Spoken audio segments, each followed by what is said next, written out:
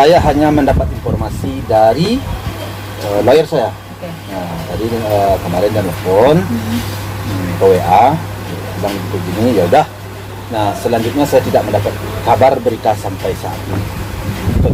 Seperti apa Pak Haji, akhirnya pihak sana juga ingin mengajukan perwalian hak asuh segala. Ya, itu kan hak dia. Ya kalau dia mengajukan, ya saya kan tidak bisa juga melarang. Dia kan punya hak.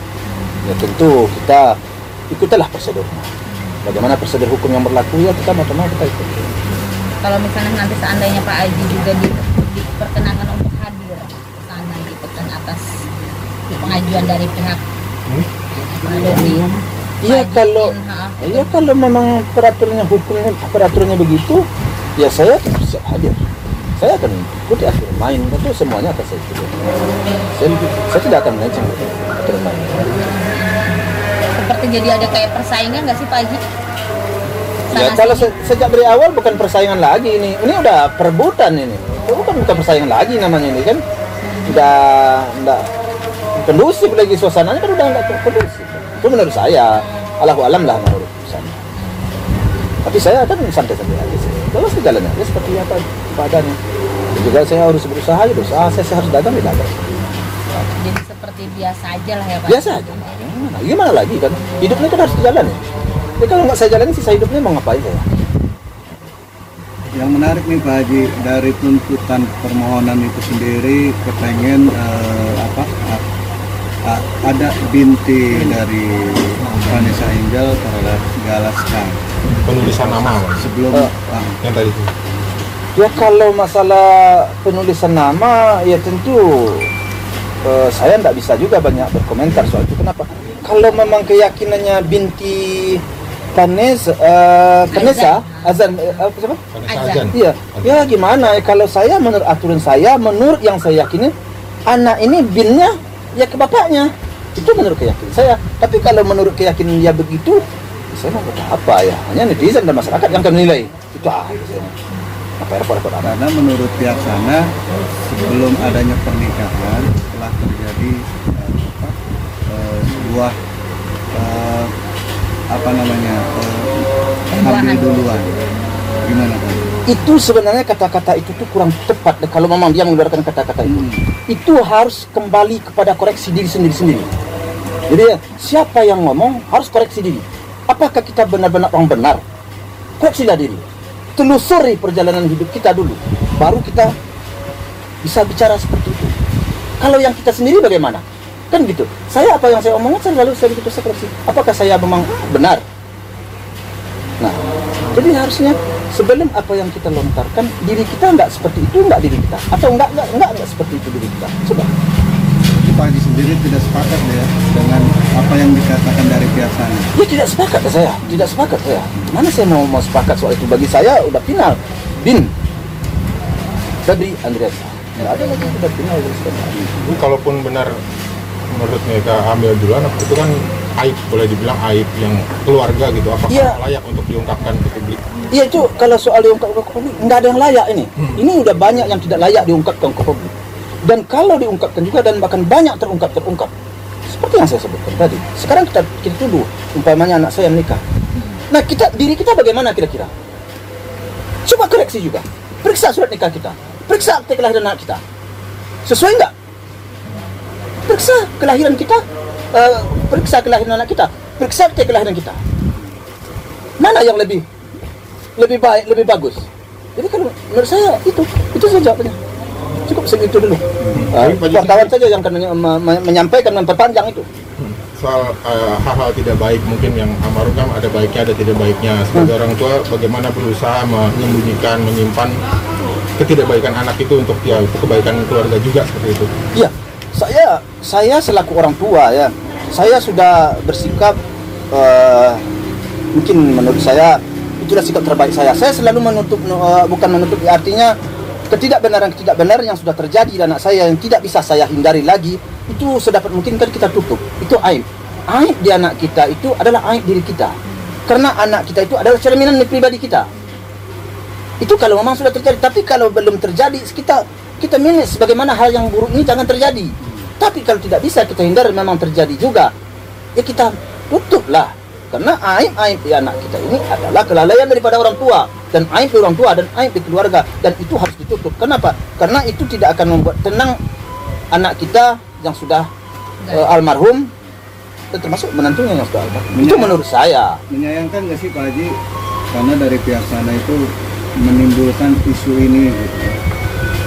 Ya kalau menyayangkan, ya sangat menyayangkan saya kalau memang isu itu dihembuskan. Sangat menyayangkan kalau memang isu itu dihembuskan. Saya kan banyak mendengarkan dari para wartawan kan.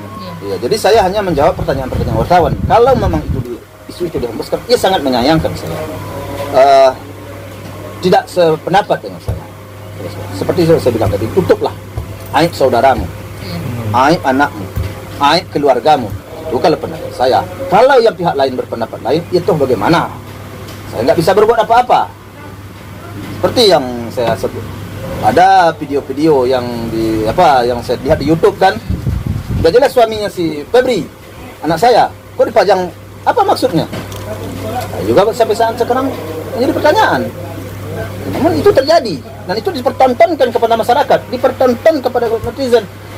Apa itu elok ditonton? Apa itu bagus ditonton? Nah, kalian sajalah yang berpikir kan begitu ya. Maaf saya.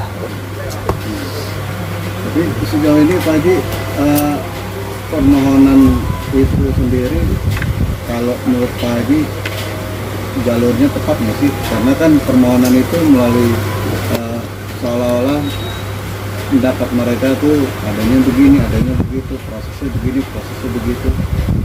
Ya kalau soal itu saya nggak pahamnya, tapi kalau memang menurut dia begitu, ya terus saya mau ngomong apa ya? Saya nggak paham. Apalagi kalau udah berkaitan dengan masalah hukum, tentu yang lebih berhak bicara di situ adalah pengacara saya. Saya nggak mengerti, saya nggak paham. Ya kalau menurut mereka memang begitu, ya saya mau ngomong apa? Bahkan balik lagi ke soal adanya pengen tes DNA itu sendiri Pak. Nah itulah kalau bagi saya lebih gila lagi gitu. Ya lagi, tambah buka lagi semuanya kan. Apa gunanya? Apa gunanya? Sudah jelas-jelas anak saya lahir, ini akte lahirnya, ini surat nikahnya. Apa lagi? Bagi saya itu udah final. Kenapa? Kalau andai kata orang lain, pihak lain sekarang meragukan tentang cucu saya, ya nggak usah diurus, nggak usah pedulin, biar saya yang urus. Apain harus tes DNA? Bagi saya nggak perlu tes DNA. Itu akan melukai anak saya. Bagi saya melukai cucu saya. Nah, cucu saya sekarang nggak usah lah diakui. Oh, buat saya.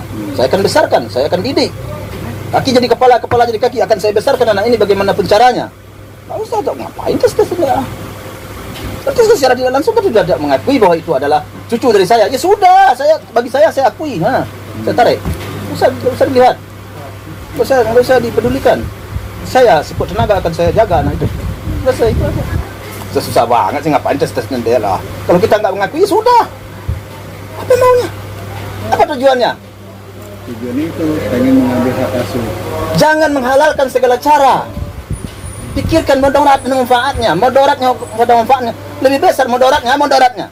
Korban anaknya, beban mental di anak nanti suatu saat. Itu mudaratnya itu. Manfaatnya apa? Manfaatnya sesaat sekarang. Berapalah nilainya? Kalau memang kamu seperti kamu yang bilang tadi kan, mudaratnya anak ini akan luka tidak berdarah dia. Luka tidak berdarah secara psikologisnya akan berpengaruh di pertumbuhan dia nanti. Jadi kita nggak benar cara-cara begitu. Kalau bagi saya, ini maaf nih bagi saya, cara begitu saya nggak mau. Sejalan dengan pikiran saya. Artinya tidak mau menanggapi tadi ya? Ya, saya nggak mau menanggapi. Tanggapan saya seperti itu. Itu saya menanggapi dengan pendapat saya. Ya, dengan pendapat saya karena kamu menanyakan. Jadi saya tanggapi dengan pendapat saya. Terlepas orang berpendapat apa, itu terserah. Hak masing-masing. Intinya menolak juga untuk melakukan itu Pak Haji. Kalau misalnya diminta Pak Haji, Apa? kalau minta seandainya diminta tes DNA, Apanya yang mau tes? Anak cucu saya nggak perlu. Itu udah final. Apa ini minta anak saya? Anak saya ini surat nikahnya ini akte lahirnya. Apa ini minta gila itu? Apa ini minta? Apa urusannya? Nggak diakui, sudah nggak diakui. Bagi saya mengakuinya. Itulah pendapat yang apa itu? Nggak ada masuk sama saya. Pak Haji, Udah, Mas Walid. Iya. Lanjut. Ya, ada rencana kemarin yang soal rumah baru Gala, mungkin kapan akan direalisasikan Pak Haji? Apa tuh? Besok Rumah syukuran baru, katanya rumah rumah baru di Pak rumah Haji. baru bakal Itu agak turun darah saya sedikit. Tapi darah saya udah naik. Iya. Kalau kalian bertanya kalau masalah Iya. masalah rumah itu udah turun darah saya. Iya. Gimana Pak Haji? Besok katanya Insya ada Allah syukuran. besok 3:30 saya akan transaksi rumah sama yang punya. Masih di sekitar Ya, di sekitar situ dan tidak jauh dari rumah itu. Jadi kalau ya terserahkan kepada wartawan kalau mau datang sih boleh. Cuman saya hanya transaksi aja besok. Itu aja. Katanya sekarang syukuran Pak Haji. Insya Allah mudah-mudahan malamnya mungkin saya akan mengadakan pengajian anak yatim di rumah itu. Memang rumah itu belumlah besok kan baru sifatnya akan transaksi jadi. Jadi. Ya, oke. terus karena besok kebetulan hari lahirnya almarhum Panes, jadi ini hadiah kado untuk anaknya. Saya belikan rumah kan gitu ya dengan bersama-sama dengan netizen dengan masyarakat. Itu aja. Jadi rumah itu belumlah kami tempati. Ya, tentu kami akan mengadakan renovasi. Banyaklah persoalannya, mungkin makan waktu beberapa bulan kan gitu kan. Yang jelas cuman besok saya transaksi dengan notaris dengan pihak itu ya udah kayak gitu besok. Kenapa pilihannya masih di daerah situ Pak Haji? Pilihan saya di daerah situ yang pertama sekali daerah situ mungkin sudah serasi dengan saya ya, saya sudah nyaman, pun juga dengan lingkungan saya cocok. Terus perumahan itu cukup aman dan cukup sejuk lah menurut saya. Dan harga terjangkau dengan uang yang ada. Kurang-kurang sedikit ya saya tambah dan gitu. Ada pula Ibu Anggi yang mau nambah. Nah, jadi tadi harga sudah tadi. Kekurangan saya tambah lagi oleh Bu Anggi untuk renovasi segala macam dan alhamdulillah cukuplah stabil lah tadi, cuman besok dah. Total jadi berapa Pak Haji? Mungkin antara yang kemarin dari Yayasan Gala dan ditambahin 2,8 Pak Haji. Ya 2,8 lebih lah, mungkin sampai 2,9 lah dengan ya kan ada pajaknya. Renovasinya ini perkiraan, kadang-kadang kan perkiraan renovasi ini diperkirakan 200, kadang-kadang bisa 300. Jadi mungkin 2,8 2,9 lah semuanya kan.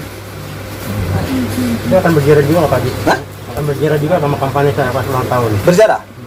Berziarah, saya kan hampir tiap sebentar saya berziarah. Setiap hari. Ya tiap hari sekarang enggak, sekarang udah paling Jumat atau ya udah saya kurangin lah soalnya supaya jangan terlalu banget mamanya kadang-kadang kalau udah sampai ke sana kan suka meneteskan air mata juga, jadi lama-lama tentu dia terpengaruh secara pikirannya.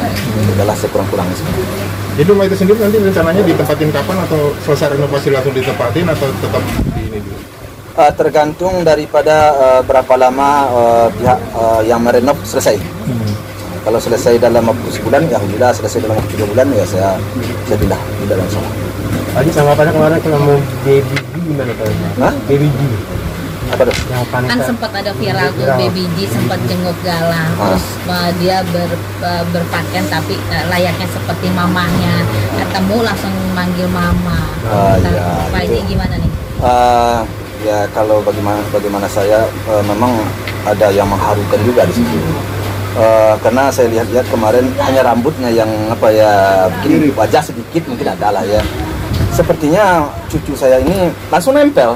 Saya juga kaget. Nah, jadi memang ada suatu kekangenan tersendiri dalam dirinya yang dia karena belum bisa berbicara, dia tidak bisa mengungkapkan. Begitu orang mirip aja, begitu dia mau langsung diangkat mau. Artinya padahal kalau orang lain kan nggak mau dia kan. Ini begitu mau narik dia mau. Tanpa banyak pikir dia mau. Cuman memang ada keraguan, saya lihat dari pandangnya itu ada keraguan. Yakin ya. Ya, yakin. Karena perkembangan Gala gimana Pak Haji?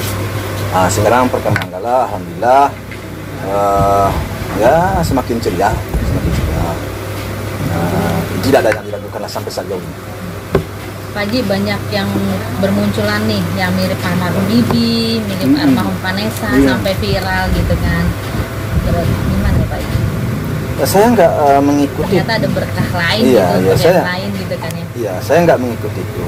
Tentu ada lah berkah lainnya ya. Namun walaupun sebesar apapun berkahnya, tentu saya dan keluarga saya tentu tidak mau, lebih sukalah saya tidak kehilangan anak saya ya. Tapi namun di sesuatu masalah itu memang ada aja persoalan, tentu ada positif ada negatifnya. Tapi saya intinya bagi saya sebenarnya kan nggak mau kehilangan anak. Ya, namun apa boleh buat kan udah hilang. Nah, kalau sekarang bertanya ada positif negatif, memang ada. Itulah namanya hidup kan. Ya, kita hanya menjalankan seperti air mengalir. Kalau saya begitu aja sikap saya. Pak Haji, ini ada yang lagi ramai juga soal Puji dijodoh-jodohin sama Tori, adiknya Atta Halilintar. Mungkin Pak Haji ada komentar di sini. Kan Tahu nggak, sempat Pak Haji? podcast bareng Iya. Pak Haji. Setuju nggak? Kayaknya soalnya netizen banyak yang Bungsunya nih, Pak Haji. menyetujui.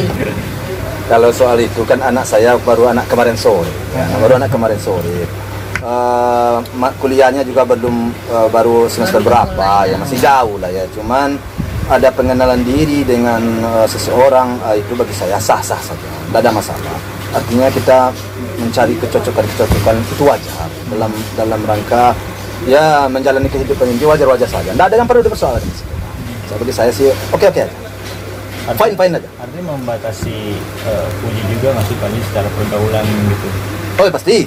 Kalau pasti sebenarnya kalau saya memang ya alhamdulillah selama ini memang saya selalu membatasi setiap pergaulan tuh saya batasi sejauh kemampuan saya. Tapi selama ini termasuk yang terbuka nggak sih sama Pak Haji? Siapa? Biasanya perempuan kan dekatnya sama Pak. Dia dekat memang sama mamanya, tapi saya karena udah berpengalaman hidup, jadi saya ngerti, saya paham saya. Cuman karena ada abangnya yang namanya Fadli yang selalu ngikut kemana dia, dan bahkan dia kadang-kadang pergi berdua-dua. Mau tak mau ya tidak mungkin lah saya nggak percaya dengan abangnya si Fadli kan, ya dia bisa menjaga lah kan. Jadi kalau dia pergi kemana sama Fadli ya sudah. Saya biarkan. Tapi kalau nggak sama Fadli atau sama asistennya, ya saya kadang-kadang memang selalu kontak. Kalau kalian lihat semalam ini kontak saya beberapa kali, saya kontak terus ya, saya terus. Jadi saya selalu. Selain Pak Haji yang diwawancara setiap hari sama media ini juga kan Puji juga disorot banget nih sama netizen segala macam. Pak Haji mengingatkan, maksudnya kamu disorot banyak orang, harus lebih mawas diri segala macam gitu. Ya, tiap hari, tiap saat saya berbicara seperti itu. Apa aja yang diingatkan? Iya, kita di dalam situasi seperti sekarang ini kan seluruhnya itu menjadi pusat perhatian daripada masyarakat dan netizen. Ya, tentu sudah selayaknya kita mempertontonkan yang baik, yang bagus. Namun demikian karena namanya manusia bersifat khilaf, ya kadang-kadang ada juga lah kesalahan-kesalahan kita sedikit. Saya nggak bisa mengatakan oh saya benar 100%, enggak. Tapi kesalahan-kesalahan itu tentu kami akan belajar dan anak-anak saya akan belajar, tentu akan diperbaiki. Saya mohon maaf jika ada sesuatu yang kurang berkenan atau fitnah-fitnah yang kurang berkenan yang belum tentu kebenarannya. Yang pertama sekali tentu pelajarilah dulu. Yang kedua, kami akan belajar untuk memperbaiki diri. Itu aja. Oke, dah. Siap, makasih banyak Haji, Pak Haji. Terima kasih wawancara Taufik. sendiri.